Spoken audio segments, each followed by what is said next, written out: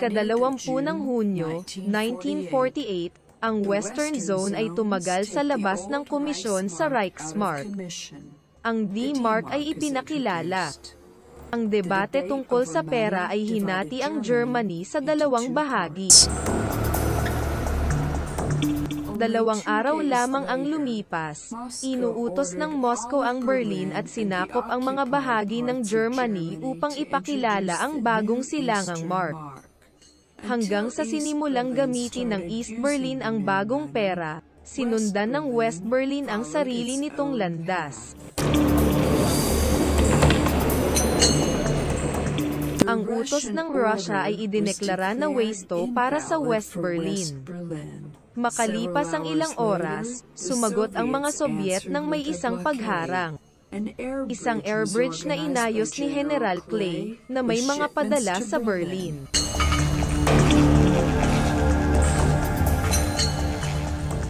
Tinawag ni General Clay ang mga paglipad na isang air bridge. Tumawa ako at tinanong kung ano ang eksaktong ibig niyang sabihin sapagkat walang katulad ng isang air bridge. Sinabi niya, ngayon meron. Bakit hindi sila nakikipaglaban sa kanilang sariling mga lugar?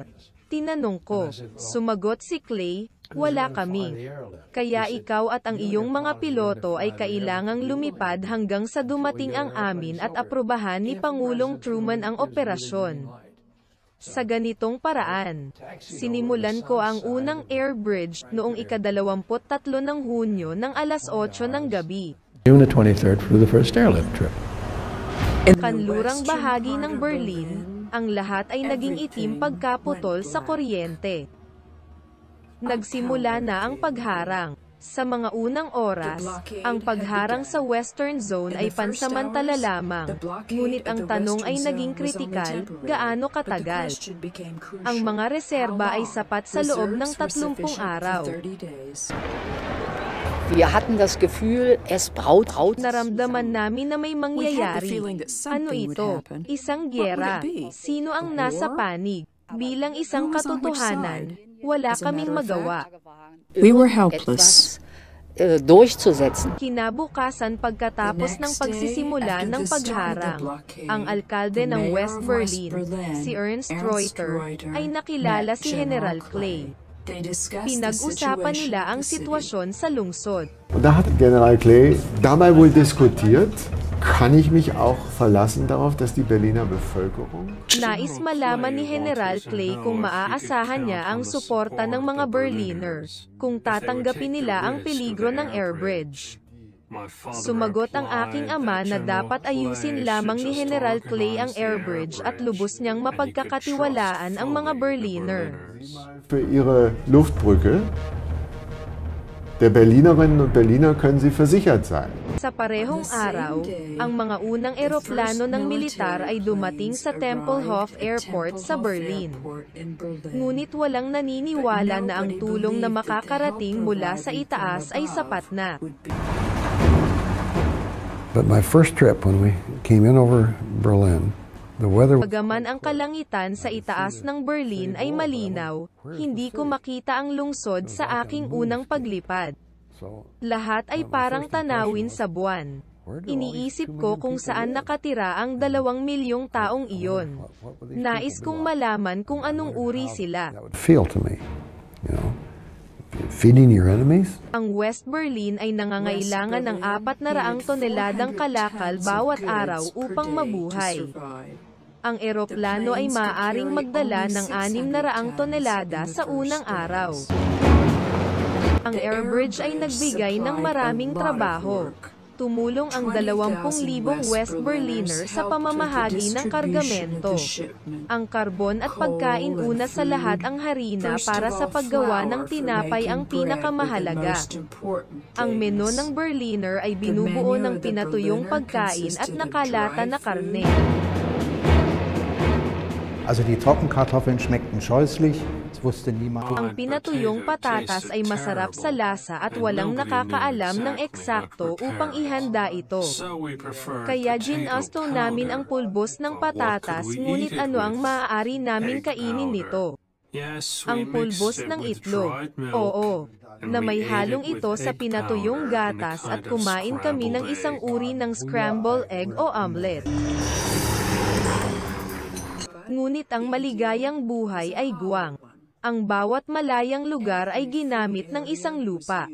Ang pangangailangan ay gumagawa ng mga tao na malikhain.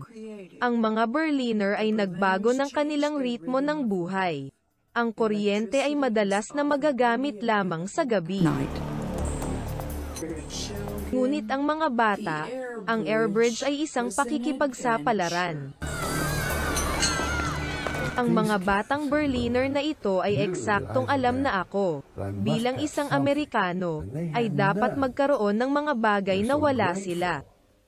Lubos silang nagpapasalamat na mayroon silang makakain na hindi nila nais na humingi ng mga bagay tulad ng tsokolate o gum.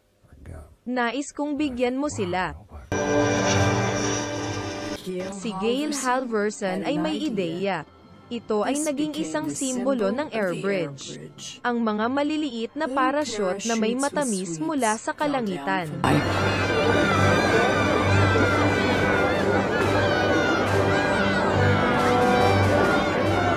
Wir Kinder haben unten gestanden. Kami bilang mga bata ay nakatayo sa Tempelhof Airport at karera para sa mga matamis na parachute.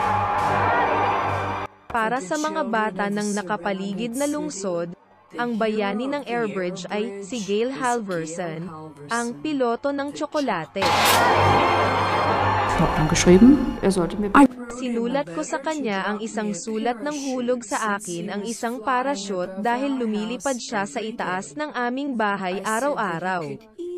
Sinabi ko na madali niyang makikilala ang aming bahay mula sa mga puting manok. Ang huling talata ay ang pinakamahusay. Sinulat niya ang sumusunod. Kung nakikita mo ang puting manok, ibinaba ang mga parachute. Wala akong pakialam kung takutin mo sila o hindi. Kaya't hinahanap ko ang mga puting manok at nahulog ang maraming mga parachute para sa kanya. Nagpatuloy ang laban para sa lungsod. Ang mga kinatawan ng kanluran, na ipinapalagay na may pag-asa pa ring magkakaroon ng kasunduan sa mga Ruso. Ang West Berliner ay hindi nakakuha ng labis dito. Man hatte in der Berliner Führung das sehr deutliche Gefühl, kahit na higit pa, ang pinuno ng Berliner ay natatakot na ang tanong ng mga tropa ng padala ng tulong ay darating sa negosasyon at na maaaring hindi na sila ipagpatuloy.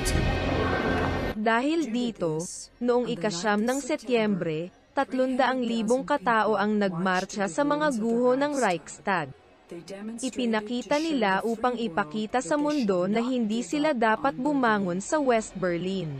Völker der Welt, ihr Völker in Amerika, in England, in Frankreich. Ang mga tao sa mundo, ang mga tao ng Amerika, England at France ay tingnan ang lungsod na ito at kilalanin ang sitwasyon nito. Hindi ka dapat sumuko sa lungsod na ito. Huwag sumuko. Das ist uns allen. Ang bawat isa ay naantig sa kanyang pagsasalita at ito ay nag-uudyok sa amin na humawak at sumuko. Zu lassen. The West. Ang kanluran ay nagpasya. Pinapayagan nitong paandarin ang airbridge. Tumagal at paglapag bawat minuto. Mahigit sa 70 mga piloto ang nagbayad sa kanyang buhay. Inaasahan ng mga West Berliner ang isang taglamig na puno ng pangangailangan. Sa kabila ng napakalaking suporta, ang mga pangyayari ay masama at nagugutom ay laganap. Ich kann mich noch sehr daran erinnern, dass meine Mutter eines Abends nach Naaalala ko ng mabuti ng isang gabi, dumating ang aking ina sa bahay na may dalang totoong sariwang tinapay at 1,000 mantikilya. Isang sandwich ng tinapay at mantikilya, isang kasiyahan. Pagkatapos ng 11 buwan, matagumpay na natapos ang mga talakayan sa New York. Noong ika-11 ng Mayo, 1949, ang mga partido ay sumang-ayon na wakasan ang isang pagharang. Achtung, Achtung, hier ist Rias, Berlin. In den Hauptstädten der vier Atensyon, atensyon, pagsasalita ng RIAS Berlin. Natapos na ang pagharang. aufgehoben werden. Ang unang labanan ng Cold War ay natapos na. Ang pagtatapos ng hadlang ay nagdala ng tunay na kalayaan para sa mga West Berliner. Ngunit ang Germany ay dapat na hatiin ng mas matagal.